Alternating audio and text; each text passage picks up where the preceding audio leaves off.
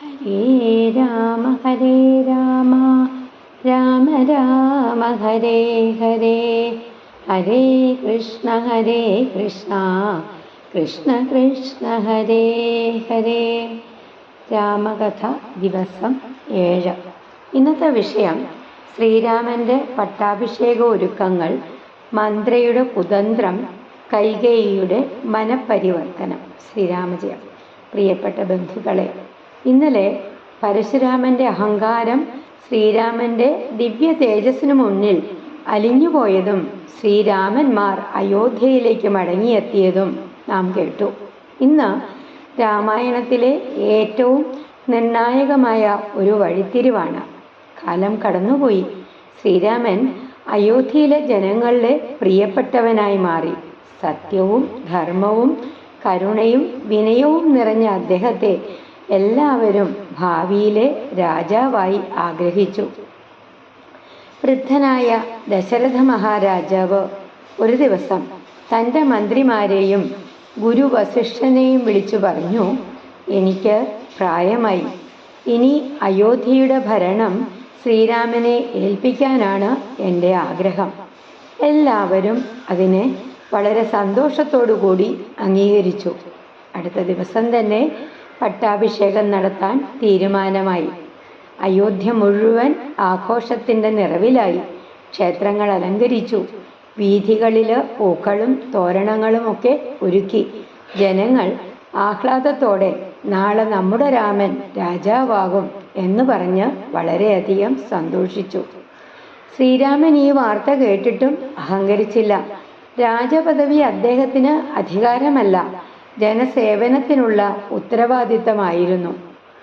എന്നാൽ ഈ സന്തോഷത്തിനിടയിൽ ഒരു ദുഷ്ടബുദ്ധി പ്രവർത്തിച്ചു. കൈകേയിയുടെ കൊട്ടാരത്തിലെ ദാസിയായ മന്ത്ര അയോധ്യയിലെ ആഘോഷങ്ങൾ കണ്ടു. അവൾക്ക് അസൂയ തോന്നി. ഉടൻ കൈകേയിയുടെ അടുത്തെത്തി. കൈകേയി സന്തോഷവതിയായിരുന്നു. അവൾ പറഞ്ഞു, മന്ത്രേ, എനിക്ക് ഇന്ന് വളരെ സന്തോഷമാണ്. രാമൻ രാജാവാകുന്നത് എൻ്റെ സ്വന്തം മകൻ രാജാവാകുന്നത് പോലെയാണ്. പക്ഷേ മന്ത്ര വിഷം കലർന്ന വാക്കുകൾ പറയാൻ തുടങ്ങി. രാമൻ രാജാവായാൽ ഭരതന് എന്ത് സ്ഥാനം കിട്ടും? കൗസല്യ രാജമാതാവാകും. നീയും ഭരതനും അവഗണിക്കപ്പെടും. ആദ്യം കൈകേയി ഇത് വിശ്വസിച്ചില്ല. അവൾ പറഞ്ഞു, രാമൻ ഭരതനെ സ്വന്തം സഹോദരനെ പോലെയല്ല, സ്വന്തം ജീവനെ പോലെയാണ് സ്നേഹിക്കുന്നത്. എന്നാൽ മന്ത്ര വീണ്ടും വീണ്ടും ഭയം നിറച്ച വാക്കുകൾ പറഞ്ഞു. പതിയെ കൈകേയിയുടെ മനസ്സിൽ സംശയം വളർന്നു. അപ്പോൾ മന്ത്ര അവളെ ഒരു പഴയ സംഭവം ഓർമ്മിപ്പിച്ചു. ഒരിക്കൽ യുദ്ധത്തിൽ ദശരഥന്റെ ജീവൻ രക്ഷിച്ചതിന് രാജാവ് കൈകേയിക്ക് 2 വരങ്ങൾ നൽകാമെന്ന് വാക്ക് നൽകിയിരുന്നു. മന്ത്ര പറഞ്ഞു, ഇതാണ് ആ വരങ്ങൾ ചോദിക്കേണ്ട സമയം. 1-ാമത്തെ വരമായി ഭരതന് രാജ്യം ആവശ്യപ്പെടുക. 2-ാമത്തെ വരമായി രാമന് 14 വർഷത്തെ വനവാസം ആവശ്യപ്പെടുക. ഈ ദുഷ്ട ഉപദേശം കേട്ട് കൈകേയിയുടെ മനസ്സ് പൂർണ്ണമായി മാറി. അവൾ ക്രോധാകാരത്തിൽ കയറി നിലത്ത് കിടന്നു.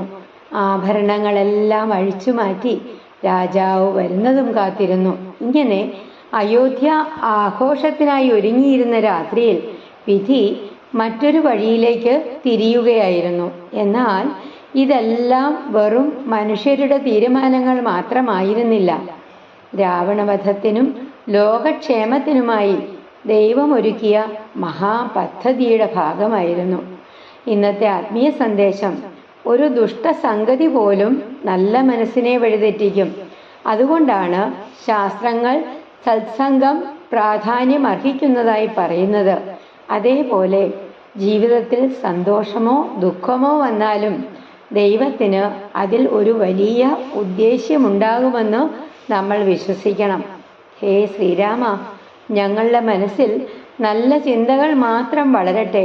ദുഷ്ടോപദേശങ്ങളിൽ നിന്ന് ഞങ്ങളെ സത്യത്തിൻ്റെയും ധർമ്മത്തിൻ്റെയും വഴിയിൽ നടത്തേണമേ.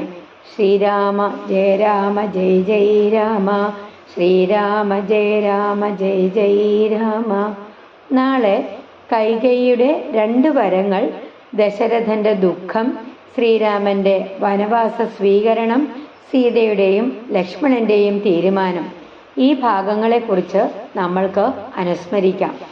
ഹരേ രാമ രാമ രാമ ഹരേ ഹരേ, ഹരേ കൃഷ്ണ കൃഷ്ണ കൃഷ്ണ ഹരേ ഹരേ. ശ്രീ ഗുരുവായൂരപ്പ ശരണം.